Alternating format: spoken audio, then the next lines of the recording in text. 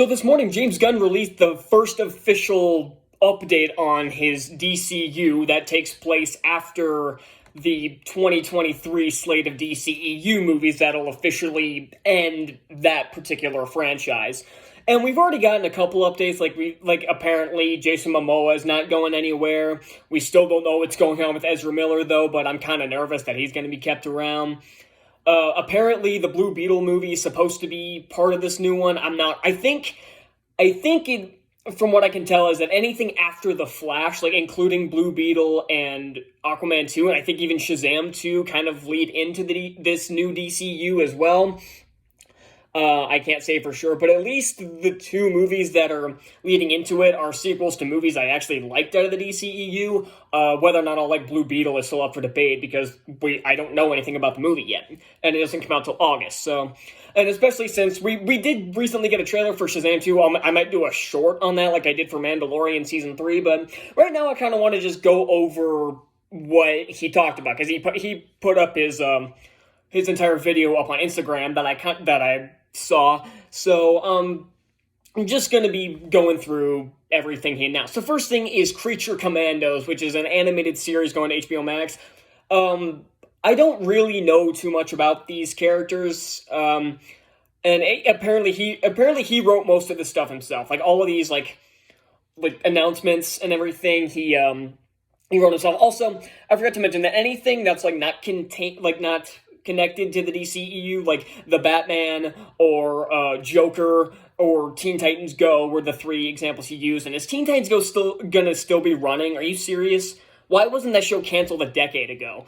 But whatever. Those are known as Elseworlds, and everything else they come out with that's not connected to the DCU, I don't know how much they're going to make that's not connected, but it's going to be known as Elseworlds, which is essentially what the DCEU did to the Burton franchise and the Christopher Reeve Supermans and the Dark Knight trilogy. All that was essentially, it's basically going to be what the Star Wars Legends were. Like, the stories, the novels, the comics, the video games, everything that came out pre-Disney acquisition became known as Legends. So, essentially, DC's doing the same thing.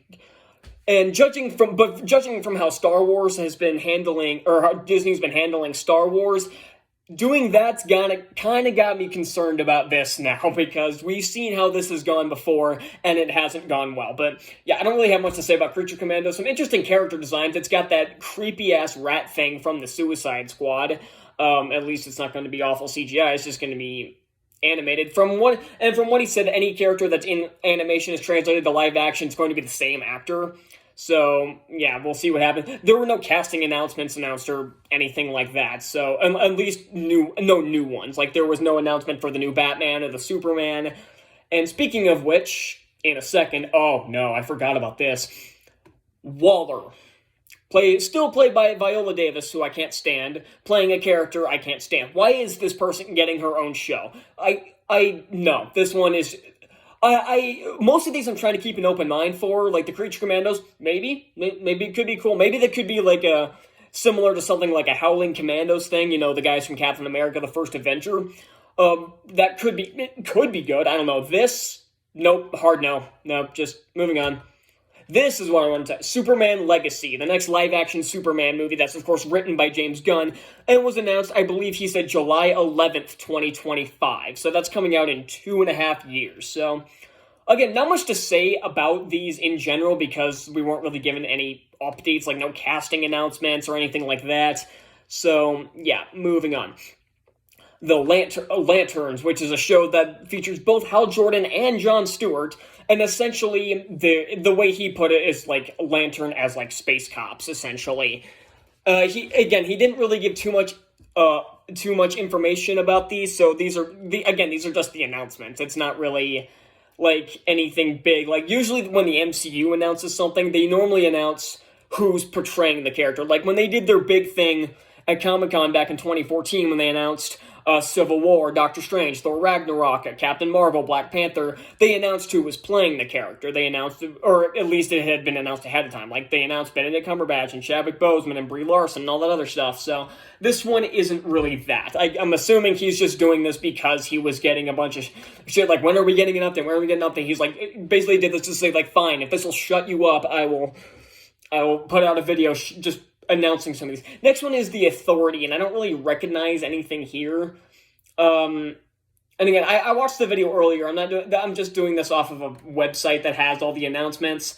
Again, I'm gonna try to keep an open mind for most of this stuff. Next up is Paradise Lost, which he compared to Game of Thrones in Themyscira. And I don't watch Game of Thrones. I didn't watch House of the Dragon either, so that's not really something that got me like, oh my god, it's like Game of Thrones. It's like, okay, sure, it's an interesting idea at least.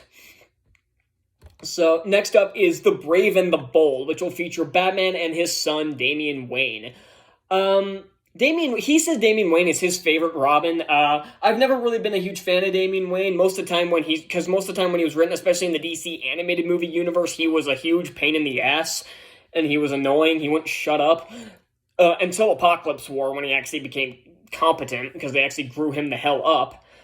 But I don't know, this could be good. Could be the first actual good Batman movie since The Dark Knight, so we'll see how that turns out. And I haven't read the Brave and the Bold comic. I've seen some of the TV show. I don't really remember much about it. Next up is Booster Gold. Couldn't care less. Moving on.